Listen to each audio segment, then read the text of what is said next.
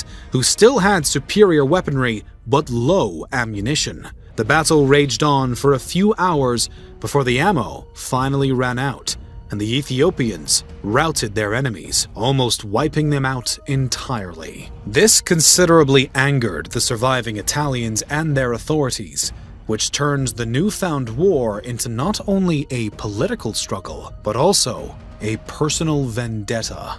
Now, at the end of January, Italy voted to send a massive new force back to Eritrea to avenge their recent defeat, while the Ethiopian emperor, Johannes IV, decided to pull his troops out of the area for the time being.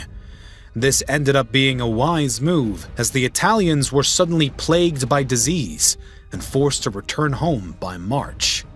The rest of the year was marked by a period of shady politics and back-and-forth alliances. The Italians hoped to bribe the rivals of Johannes into partnerships with them, while the emperor himself looked to maintain unity within the region so he would have support against the invading threat.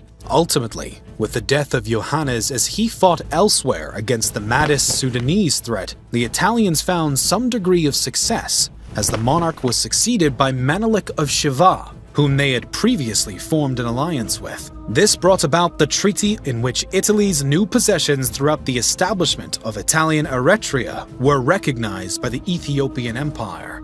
Still, though Ethiopia did lose some of the territories it had previously claimed, Ethiopia itself was yet to be touched by Italy's colonial hand. This was not the end of Italy versus Ethiopia, though, and Europe had surely not given up so easily on colonizing the remaining African free states. In fact, Italy at this point actually believed Ethiopia to be an Italian protectorate via the Wuchal Treaty. In the Italian translation, this clause had been quite clear, but for some reason, in the Amharic translation, it was not, and instead seemed to confirm Ethiopia's full autonomy. The Italians claimed that Menelik surely knew he was signing a modified copy of the treaty, but that doesn't appear to be the case, as he had sent letters to both Germany and Britain in 1889 and was only informed by them that he could not have